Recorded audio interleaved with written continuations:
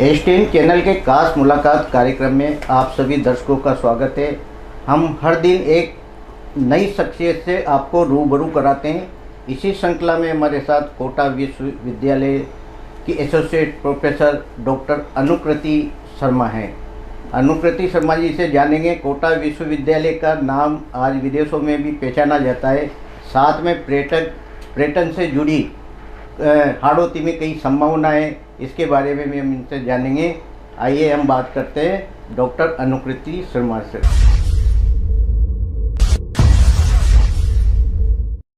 आपका हमारे स्टूडियो में बहुत बहुत स्वागत है। Thank you so much. Doctor Anukriti ji, आप अपने जीवन परिचय के बारे में बताएं। आप कहाँ से, आपने शिक्षा दीक्षा कहाँ से ग्रहण की और आपका इस शिक्षा के क्षेत्र में रुझान कैसे आया? सर मैं मेरी जो पूरे फैमिली बैकग्राउंड है, सभी हम मेरी मदर जो है वो गवर्नमेंट स्कूल से प्रिंसिपल रिटायर हुई है। मेरे फादर जो हैं वो भी यूनिवर्सिटी ऑफ राजस्थान से एक रिटायर प्रोफेसर हैं। तो एक्चुअली पापा मम्मी दोनों ही एजुकेशन फील्ड से हैं और उन्होंने हमेशा घर में वही वातावरण दिया कि एजुकेशन का आपको, और स्पेशली लड़कियों को एजुकेशन के लिए बहुत कुछ आगे आना चाहिए। तो मेरा बचपन से यही ड्रीम था कि मैं एजुकेशन इंडस्ट्री में कुछ करूं, और मैंने मेरे पिताजी से बहुत प्रेरणा ली है क्योंकि वो बहुत ही ज़्यादा, मैंने उनको हमेशा देखा कि उन्होंने यूनिवर्सिटी ऑफ राजस्थान में बहुत वर्क किया। तो उनको देख देख के मुझे हमेशा ऐसा लगता था कि मैं भी काश किसी सरकारी यूनिवर्सिटी में कभी ऐसा कुछ काम कर पाऊँ। और सबके सहयोग से, माता पिता के आशीर्वाद से आज मैं इस मुकाम पे हूँ कि मैं एक कोटा विश्वविद्यालय जैसे रेप्यूटेड विश्वविद्यालय के अंदर एसोसिएट प्रोफेसर के पद पे कार्यरत हूँ, कॉमर्स एंड मैनेजमेंट विभाग में। साथ ही मैं डायरेक्टर स्किल डेवलपमेंट सेंटर कौशल विकास केंद्र भी हैंडल कर रही हूँ, और वुमेन सेल जो है हमारा कोटा विश्वविद्यालय का, उसको भी अभी संभाल रही हूँ। और मेरी जो, वैसे हम उदयपुर शेखावाटी से बिलोंग करते हैं, तो जो आपने प्रश्न पूछा कि टूरिज़्म की तरफ रुझान, तो आप सभी को ये बहुत अच्छे से पता होगा कि शेखावाटी जो है वो फ्रेस्को पेंटिंग्स, हवेलीज़ के लिए, और इवन वहाँ के जो भोज्य व्यंजन हैं, जो दाल बाटी चूरमा जो हमारे ट्रेडिशनल फूड है, या केर सांगरी की सब्जी, जो बहुत ही बेसिक बट ट्रेडिशनल चीज़ें हैं, उनके लिए बहुत फेमस है, ग्लोबल लेवल पे फेमस है। तो शेखावाटी बेल्ट से होने की वजह से भी एक मेरा रुझान पर्यटन की तरफ बढ़ा, क्योंकि मैं खुद बहुत सारी हवेलीज़ वगैरह विजिट करती रहती थी। तो उनकी एक तो इम्पोर्टेंस उनकी बहुत ज़्यादा है, और फिर सेकेंडली जो उनकी स्थितियाँ जो मैंने देखी थोड़ी, तो मुझे लगा इस क्षेत्र में मुझे कुछ शोध कार्य ज़रूर करना चाहिए। तो जो मेरे गुरुजी हैं जिनके अंडर में मैंने मेरी पीएचडी करी, प्रोफेसर नवीन माथुर जी, उनसे मैंने यही आग्रह किया कि मैं पर्यटन पे करना चाहती हूँ। उनके सहयोग से मैंने पर्यटन पे सबसे पहला कार्य मेरा पीएचडी ही किया, और उसके बाद से अब तक मैं पर्यटन के क्षेत्र में ही मेरा शोध कार्य करती आ रही हूँ। डॉक्टर अनुकृति जी, कोटा विश्वविद्यालय को आपने देश विदेश तक पहचान बनाई, किस रूप में आपने आप इनको विदेशों तक लेके गए? सो देखिए, कोटा विश्वविद्यालय की पहचान में थोड़ा सा मेरा रोल है, बहुत ज़्यादा तो नहीं मैं मानती हूँ, लेकिन ये थोड़ा बहुत रोल मेरा है। और ये भी मैं अपने आप को खुशनसीब मानती हूँ कि हमारी जो वाइस चांसलर मैडम है, उनका बहुत सहयोग रहा, बहुत आशीष रहा मुझ पे, कि जब भी मैंने कोई प्रपोजल्स उनको दिए कि हमें एक इंटरनेशनल कॉन्फ्रेंस करवानी है, या हमें एक विदेश यात्रा कर आनी है कॉन्फ्रेंसेस के लिए, या हमें कोई MOU साइन करने हैं यूनिवर्सिटी से, उन्होंने हमेशा बहुत सपोर्ट दिया। क्योंकि एक जो ये बोला जाता है, एक महिला को सपोर्ट नहीं करती। कोटा विश्वविद्यालय की अगर हम वाइस चांसलर मैडम की बात करें, तो हम दोनों में हमेशा से कोऑर्डिनेशन एक देखने को मुझे मिला है कि वो एक, उन्होंने हमेशा सपोर्ट किया कि आप इंटरनेशनल लेवल पे हमारे विश्वविद्यालय के लिए कर रहे हैं, इसलिए आपको सहयोग हम करेंगे ही करेंगे। और उसी के तहत मैंने ब्रिक्स जैसी एक बहुत बड़ी कॉन्फ्रेंस 2023 फरवरी में आयोजित की थी, जिसके अंदर 20 से अधिक रिप्रेजेंटेटिव आए थे, 20 से अधिक देशों के रिप्रेजेंटेटिव्स जो आए थे। जी हाँ, कोटा में फरवरी 2023 के अंदर हमने करी थी, जिसमें जैसे अपना G20 एक संगठन है, वैसे ही ब्रिक्स के अंदर हम लोगों ने, जिसमें Brazil, Russia, India, China, south Africa से लोग थे। चाइना वाले हालांकि ऑनलाइन जुड़े थे क्योंकि रेस्ट्रिक्शंस के कारण वो ट्रैवल नहीं कर पाए। और उसके अलावा उज़्बेकिस्तान, श्रीलंका, USA, बहुत सारे और अलग, इंडोनेशिया, जकार्ता, यहाँ सबसे देश विदेश से लोग यहाँ आए। मुझे बहुत अच्छा इसलिए लगा, एक तो कोटा विश्वविद्यालय का नाम हुआ, और दूसरी चीज़ जो कोटा के अंदर पर्यटन चीज़ें बन रही थी, जैसे रिवर फ्रंट वगैरह, और इवन जो गवर्नमेंट कॉलेजेस की जो हेरिटेज बिल्डिंग है, इनको हमारे जितने भी विदेशी स्पीकर्स और एग्जीक्यूटिव्स आए थे, इन्होंने बहुत ज़्यादा सराहा। जिस तरीके का सौंदर्यकरण उन्होंने हमारे शहर का देखा, जहाँ पे बोला गया कि एक एयरपोर्ट नहीं है लेकिन फिर भी शहर इतना मेंटेन है, तो उसको एक बहुत प्रसन्नता होती है सुन के कि आप अपने जिस जगह रह रहे हैं उस जगह के लिए कुछ कर पा रहे हैं, जिस जगह से आपका ब्रेड एंड बटर चल रहा है उस जगह को आप कुछ ख्याति दिलवाने की कोशिश कर रहे हैं। और साथ ही में सर हमने उसी दौरान और उसके पहले भी कुछ MOU साइन करे। आज की तारीख में कोटा विश्वविद्यालय का silk road international university Uzbekistan के साथ में MOU है, इंडोनेशिया के साथ MOU है, इवन लंदन के साथ MOU है, हमारा साउथ अफ्रीका के साथ में हमारे MOU साइन है, टर्की के साथ हमारा MOU है। तो मेरा थोड़ा सा बस यही योगदान अब तक रहा है इसको इंटरनेशनल लेवल पे ले जाने के लिए। और अभी तक मैं 12 टाइम्स फॉरेन कंट्री जा चुकी हूँ, जहाँ पे मैंने जाके यूनिवर्सिटी ऑफ कोटा को एज अ रिप्रेजेंट किया, एज अ की नोट स्पीकर, एज अ मुख्य वक्ता। उनमें काफ़ी सारे देश शुमार हैं, जैसे मलेशिया है, टर्की है, अगेन श्रीलंका है। इन सभी जगह पे अमूमन मैं 2 या 3 बार जा चुकी हूँ। और अभी आने वाले समय में भी मैं वापस से प्लानिंग मेरी यही चल रही है कि मैं जाऊँ, शायद अभी मेरे आ रहे हैं कुछ ऐसे ऑफर्स। तो अच्छा लगता है विश्वविद्यालय को इंटरनेशनल लेवल पे रिप्रेजेंट करना।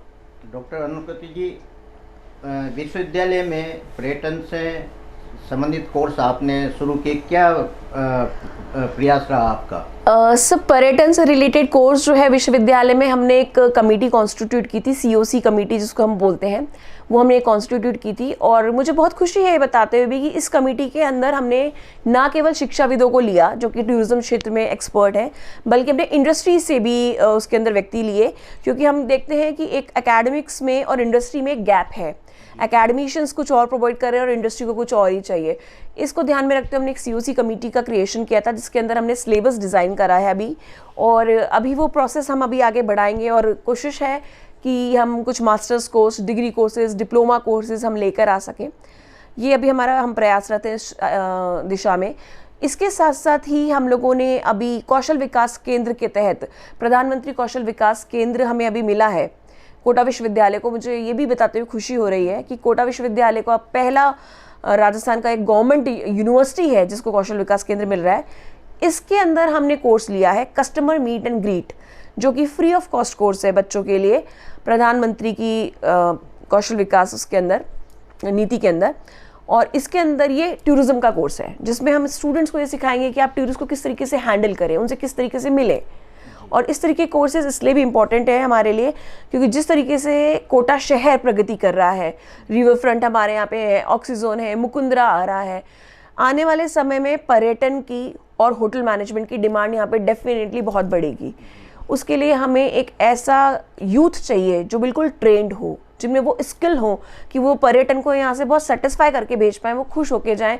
क्योंकि अंततः पर्यटन इंडस्ट्री एक सर्विस इंडस्ट्री है। आप किस तरीके से व्यवहार कुशलता दिखा रहे हैं, किस तरीके से सहयोग कर रहे हैं, कितना आप में धैर्य है, क्योंकि कस्टमर भी हर तरीके के, टूरिस्ट भी अलग अलग प्रकार के होते हैं। तो ये सारी चीज़ें अगर हमारे स्टूडेंट्स को आएंगी तो मेरे को लगता है आने वाले समय में कोटा की छवि और सुधरेगी। डॉक्टर अनुकृति शर्मा जी, गेस्ट फैकल्टी अध्ययन में कितना सहायक रही?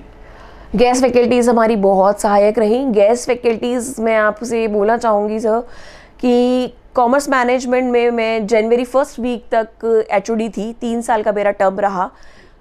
5 जनवरी 2024 तक मैं HOD रही हूँ कॉमर्स विभाग की हमारे।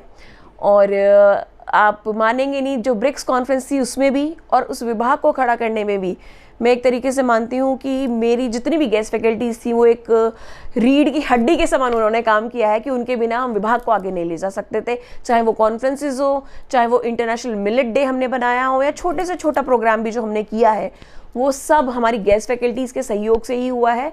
इनफैक्ट उनको जो टाइमिंग्स हम देते थे उससे बियॉन्ड जाके भी उन्होंने काम किया। रात के 10-10 बजे तक भी कॉन्फ्रेंसेस में उन्होंने सहयोग दिया है। तो मैं इसके लिए तो बहुत आभार भी व्यक्त करना चाहती हूँ मेरी सारी ही गेस्ट फैकल्टीज़ को, कोटा विश्वविद्यालय के वाणिज्य प्रबंध विभाग की। डॉक्टर अनुकृति जी, कई विश्वविद्यालयों में बिजनेस और मैनेजमेंट जी, ये 2 विभाग अलग अलग होते हैं जी, लेकिन कोटा विश्वविद्यालय में जॉइंट ही चल रहा है, ऐसा जी। क्यों है? देखिए, मैक्सिमम टाइम तो ये होता है सर कि कॉमर्स एंड मैनेजमेंट विभाग अलग होता है, और मैं एक्चुअली इसको सराहना भी करती हूँ, मतलब मैं समर्थन में हूँ इसके। इसका रीज़न ये है कि जब आप वाणिज्य और प्रबंध को अलग अलग चलाते हैं तो एक तो आप कोर्सेज नए ला सकते हैं क्योंकि वो 2 विभाग हो गए, तो जब आपके 2 विभाग होते हैं तो उसी हिसाब से आपके कोर्सेज भी ज़्यादा बढ़ जाते हैं। जैसे अभी हाल फिलहाल हमारे पास वाणिज्य के 2 ही कोर्स हैं, एमकॉम अकाउंटिंग है एंड एमकॉम बिजनेस एडमिनिस्ट्रेशन है। हमारे पास एमकॉम में ईएफएम नहीं है जैसे, जबकि इकोनॉमिक्स में ईएफएम मतलब MCom EFM is also very important, लेकिन वो नहीं है हमारे पास में। इसी प्रकार से अगर हम बात करें मैनेजमेंट की, तो मैनेजमेंट में तो बहुत सारे कोर्सेज हैं सर जो हम चला सकते हैं। अभी मैनेजमेंट में हमारे पास 3 ही कोर्सेज हैं। तो वाणिज्य और प्रबंध को जब आप अलग करें तो एक तो कोर्सेज ज़्यादा बढ़ सकते हैं, दूसरी चीज़ 2 विभाग बनते हैं तो आप जॉब अपॉर्चुनिटीज़ ज़्यादा क्रिएट कर सकते हैं। और विश्वविद्यालय की अल्टीमेटली जो पावर है वो इंफ्रास्ट्रक्चर से ज़्यादा मैं मानती हूँ फैकल्टी डेवलपमेंट, फैकल्टीज़ को अपॉइंट करना और स्टूडेंट्स को नए जॉब ओरिएंटेड कोर्सेज देने में है। ऐसा मेरा खुद का एक पर्सनल ओपिनियन है। आपका इंफ्रास्ट्रक्चर अच्छा हो या नहीं हो वो उतना मैटर नहीं कर रहा, लेकिन अगर आपकी फैकल्टी अच्छी है, आपकी स्टूडेंट स्ट्रेंथ अच्छी है, उन स्टूडेंट्स को आप नवाचार और रोजगार से रिलेटेड जॉब्स ऑफर कर पा रहे हैं, उनको आप उद्यमिता सिखा पा रहे हैं, तो मैं उसमें एक उस विश्वविद्यालय की भी और उस पर्टिकुलर विभाग की भी उसको सफलता मानती हूँ। क्योंकि अल्टीमेटली हम पढ़ाई करा क्यों रहे हैं बच्चे को, उसका उद्देश्य एक ही है कि वो बच्चा सिर्फ डिग्री ना ले, उसको रोजगार मिले, उसको कुछ स्किल्स आ जाए। और मुझे लगता है कि ये होना चाहिए। हमारे यहाँ पे एक ही है सर, क्योंकि ये बहुत पहले से जब से विश्वविद्यालय स्थापित हुआ है तब से हमारा विभाग इसी नाम से जाना जा रहा है। एकेडमिक काउंसिल के अंदर शायद हम वीसी मैम ने सैद्धांतिक रूप से अभी हाँ भी बोला है कि सैद्धांतिक रूप से वो चाहती हैं कि हमारा विभाग पृथक हो, लेकिन अभी कुछ प्रैक्टिकल समस्याएं हैं सर, जैसे कि सबको पता भी है, सभी को विदित है कि स्पेशली फॉर कोटा यहाँ के जो स्टूडेंट्स हैं वो इंजीनियरिंग और मेडिकल की तरफ उनका इतना ज़्यादा रुझान है कि कॉमर्स की तरफ स्टूडेंट टर्न अप नहीं हो पा रहे हैं। हालांकि मैनेजमेंट में हैं बच्चे, लेकिन वाणिज्य की जो मांग है वो थोड़ी कम होती जा रही है। जो बाकी के स्टूडेंट्स हैं वो सीए, सीएस, आईसीडब्ल्यू में निकल जाते हैं। तो एमकॉम जैसे जो कोर्सेज हैं उनको चलाने में थोड़ा सा हमको डिफ़िकल्टी भी फेस करनी पड़ रही है, तो एक प्रैक्टिकल इशू भी ये आ रहा है। तो हम ये अभी कोशिश करेंगे आगे भविष्य में जो हमारी वर्तमान एचओडी मैडम है उनके साथ और वीसी मैडम के सहयोग से कि हम कुछ डिप्लोमा कोर्सेज या सर्टिफिकेट प्रोग्राम्स हमारे विभाग में ला पाएँ, ताकि कॉमर्स को और मैनेजमेंट को दोनों को हम एक सपोर्ट दें और स्टूडेंट स्ट्रेंथ बनाएं उसके बाद, ताकि हम एक जस्टिफिकेशन कर पाएँ कि हमें विभाग पृथक चाहिए। डॉक्टर अन्नपूर्ति जी, हाड़ौती में पर्यटन की अपार संभावना है जी, आपने कई जगह जाकर देखा होगा, क्या नया हाड़ौती में पर्यटन डेवलपमेंट हो सकता है? देखिए सर, थोड़ा सा हो सकता है कुछ लोग मेरे से सहमत ना हो इस बात को लेकर जो मैं भी आपसे बोलने जा रही हूँ, लेकिन ये मेरा एक पर्सनल ओपिनियन है। और कि आप जो इन्वेस्टमेंट करें वो इन्वेस्टमेंट अल्टीमेटली जनता का पैसा है। उस इन्वेस्टमेंट को आप जनता के लिए सूझबूझ के ये करें कि वो उन लोगों के पास जाए जो बिल्कुल ही इग्नोरेंट हैं। देखिए, आप हमारे यहाँ पे सारे ब्रांड्स आ रहे हैं, अभी धीरे धीरे आप लोग देख ही रहे हैं, वेबसाइट आ गया, शॉप स्टॉप्स आ गया, डीकैथलॉन आ गया, ये सब विकास हो रहा है, रिवर फ्रंट हमारे यहाँ पर है, ऑक्सीजन है, ये सब बहुत ही सराहनीय कदम है और बहुत ही अच्छा हो रहा है, बहुत ही बेहतर हो रहा है। लेकिन मेरा एक छोटा सा प्रश्न है कि अगर ये सब नहीं भी होता तो ऐसा नहीं था कि कोटा शहर बिल्कुल ही पैंदे में था। लेकिन यहाँ जो दूसरी चीज़ मेरे मन में आती है वो ये है कि कोटा शहर के आजू बाजू के जितने भी गांव हैं, आप उनके अंदर रोज़गार देखिए, उनके यूथ को देखिए, उनकी जो महिलाएं हैं उनको देखिए, उनके पास में कमाई के साधन के नाम पर सिर्फ या तो खेती है या पशुपालन है। तो प्रैक्टिकली अगर हम देखें, और सबसे अच्छी बात क्या है पता है कोटा की, कोटा, बूंदी, बारा, झालावाड़, इसके आसपास में ही इतने सारे गांव हैं और सबकी रोड कनेक्टिविटी अच्छी है। इवन कईयों की तो ट्रेन से कनेक्टिविटी भी बहुत अच्छी है। तो अगर इन गांवों में हम थोड़ा निवेश करते पर्यटन के लिए, जो मुझे लगता है आने वाले समय में किया जाए, अब नहीं किया गया तो कम से कम आने वाले समय में किया जाए, और ग्रामीण पर्यटन को यहाँ पे बढ़ाया जाए, ऐसा मेरा मानना है। क्योंकि सर एक साधे सब साधे जब जाए, है ना, आप अगर ग्रामीण को साथ लेंगे, मतलब अगर जो हमारे गाँवों में जो हमारे भाई बंधु रह रहे हैं, अगर हम उनको इस तरीके की कोई अपॉर्चुनिटी दे दें कि वो फार्म टूरिज्म चला सके, विलेज टूरिज्म चला सके, अपने ही खेतों में वो विदेशी सैलानियों को थोड़े दिन रोकें, उन्हें खान पान, देसी खान पान खिलाएं, उन्हें उन एक्टिविटीज़ में एंगेज करें, तो एक तो इससे कल्चर प्रोटेक्ट होगा आपका, संस्कृति प्रोटेक्ट होगी, आपकी परंपराएं, जो हम ज़मीन पे बैठ के खाना खाते हैं या पत्तों पे हम खाना खाते हैं, पत्तलों में हम खाना खाते हैं, वो सब प्रोटेक्ट होगा।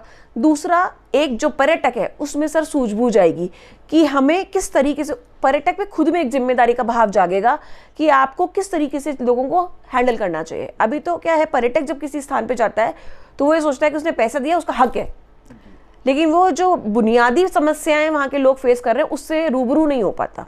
तो मेरा ये मानना है कि ग्रामीण पर्यटन हाड़ौती क्षेत्र के अंदर बढ़ाया जा सकता है, बहुत अपार संभावनाएं हैं और बढ़ाना जाए चाहिए, क्योंकि एक तो रोजगार, उद्यमिता, महिलाओं को आगे आने के लिए प्रोत्साहन और उनके जो हथकरघा के काम है उनको सहयोग मिलेगा, जो कि अपन जैसे टेक्सटाइल का काम बहुत है, अपने यहाँ पे कैथून में है, इसको बहुत सपोर्ट मिल सकता है।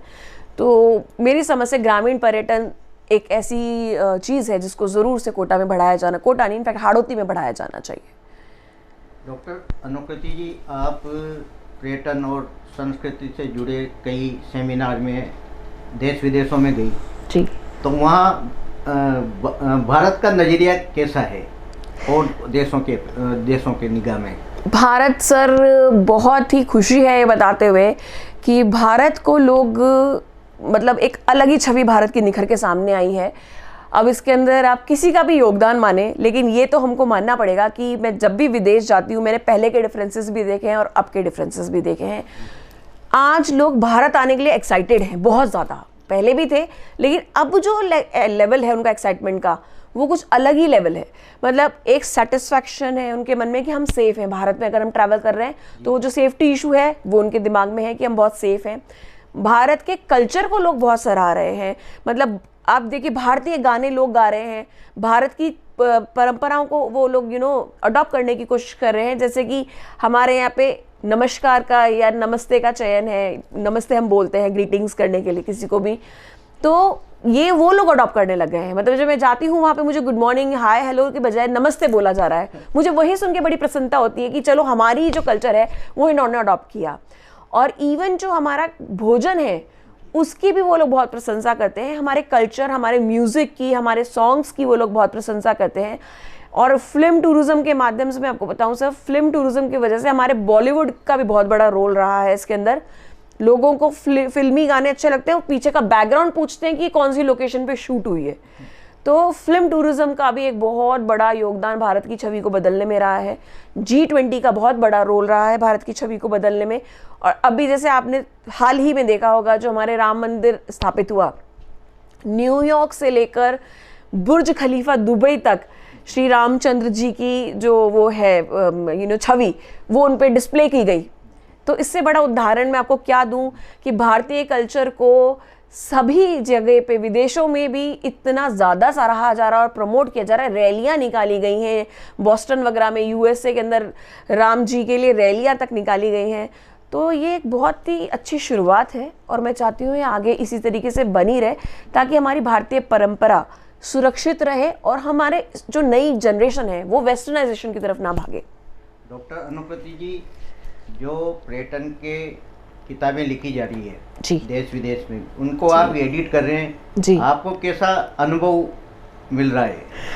हाँ सर, ये बहुत आपका अच्छा प्रश्न है। एक मेरा मतलब एक तरीके से आप इसको पैशन मान सकते हैं कि बुक्स एडिट करना मेरा एक पैशन है, क्योंकि मुझे उसमें सबसे बड़ा जो सुकून मिलता है वो ये मिलता है कि जो ज्ञान मुझे कहीं से नहीं मिल रहा वो मुझे उन चैप्टर्स से मिल जाता है, क्योंकि उनको एडिट करने के लिए मुझे पढ़ना पड़ता है और एक एक लाइन पढ़ना पड़ता है सर। तो जब आप एक एक लाइन किसी भी चैप्टर की पढ़ते हैं, और एक किताब में मिनिमम बता रही हूँ मैं आपको 22 चैप्टर होते हैं, मिनिमम 22 है, तो आप सोचिए एक किताब के 22 चैप्टर आप पढ़ रहे हैं। और क्योंकि वो एडिटेड बुक्स होती हैं तो सब अलग अलग लोग लिख रहे हैं। एक तो होता है एक बुक मैंने लिखी है तो कहीं मेरे विचार तो एक ही जैसे रहेंगे, लेकिन आपका विचार अलग होगा, जो और कंट्रीब्यूशन उनके विचार अलग होंगे, वो कोई और टॉपिक देंगे, आप कोई और टॉपिक देंगे। तो मैं इन किताबों को सच में ही ज्ञान का भंडार मानती हूँ मेरे लिए, क्योंकि इनसे मुझे जो ज्ञान मिल रहा है वो मुझे कहीं भी नहीं मिल सकता। और स्पेशली जब केस स्टडीज़ होती हैं, वो कुछ ऐसी केस स्टडीज़ भी आ जाती हैं जो आपको सर्च इंजन गूगल वगैरह पे भी नहीं मिलेंगी, इवन वो इंडिविजुअल ऑथर ही लिख रहे हैं।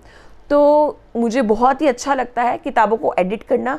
और सेकेंडली, देश भर के लोगों से मैं जुड़ जाती हूँ, जो पर्यटन में भी हैं, जो मैनेजमेंट के भी हैं, जो कॉमर्स के भी हैं, इवन जो कंप्यूटर साइंस आईटी फील्ड के भी हैं, क्योंकि कई किताबें ऐसी होती है जैसे एआई एंड टूरिज्म हो गया या टेक्नोलॉजी एंड टूरिज्म हो गया हमारा, तो कई ऐसे कंट्रीब्यूटर्स होते हैं जो कि एआई के ऊपर लिखते हैं या टेक्नोलॉजी पे लिखते हैं। जैसे एक हमारे यहाँ पे एक पेपर आया था जामिया से जो कुंभ मेला को टेक्नोलॉजी से जोड़ने के लिए आया था, तो मेरे को बहुत ही खुशी हुई उसको पढ़कर कि आप कुंभ मेला को टेक्नोलॉजी से जोड़कर क्या कर सकते हैं।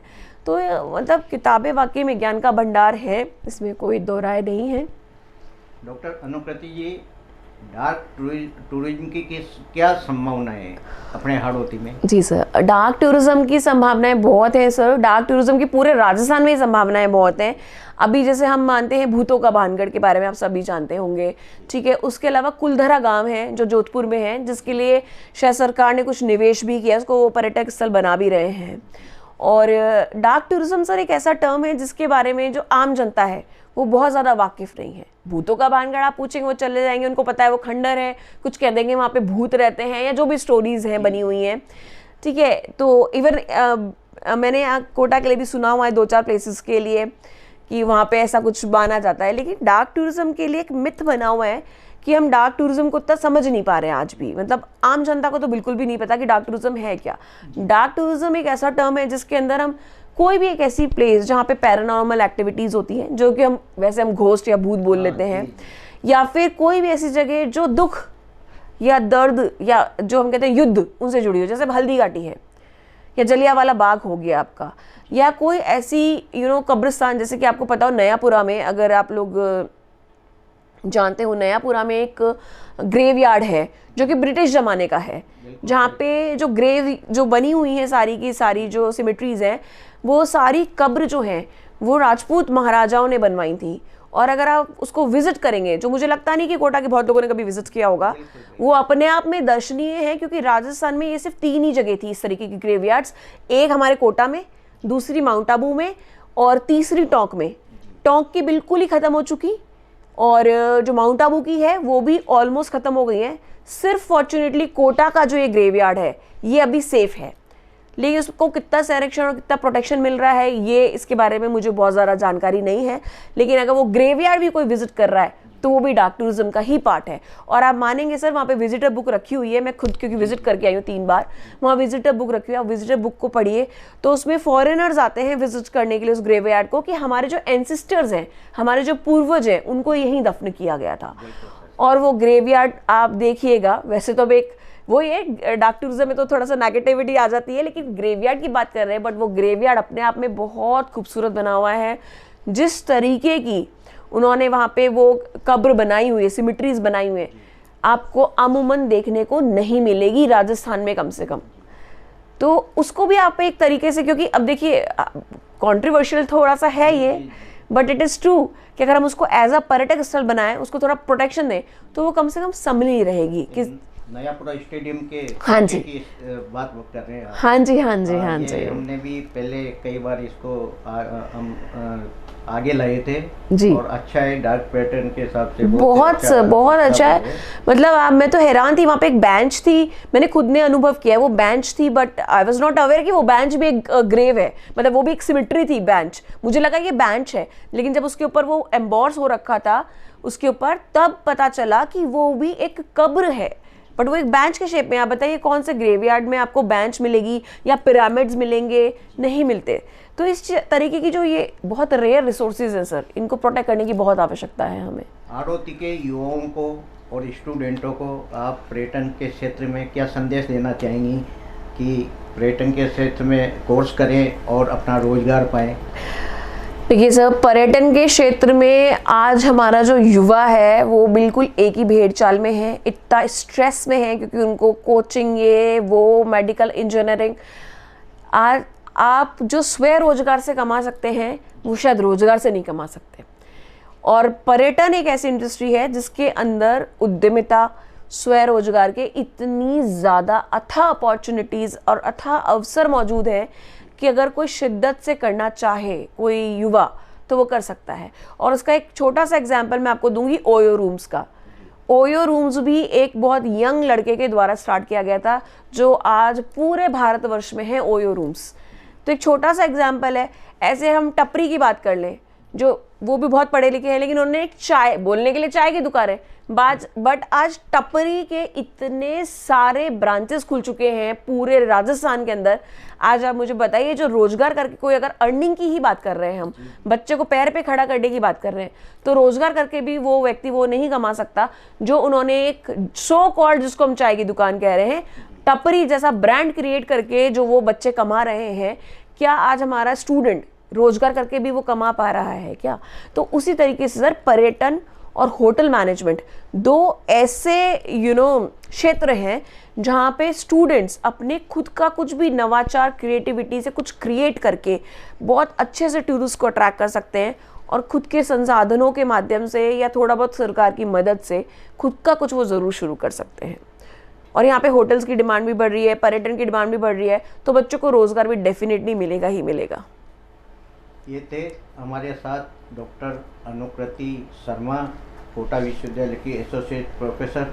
इन्होंने हाड़ौती में पर्यटन से जुड़ी कई चीज़ें आप सबके सामने रखी। नमस्कार। बिल्कुल सर।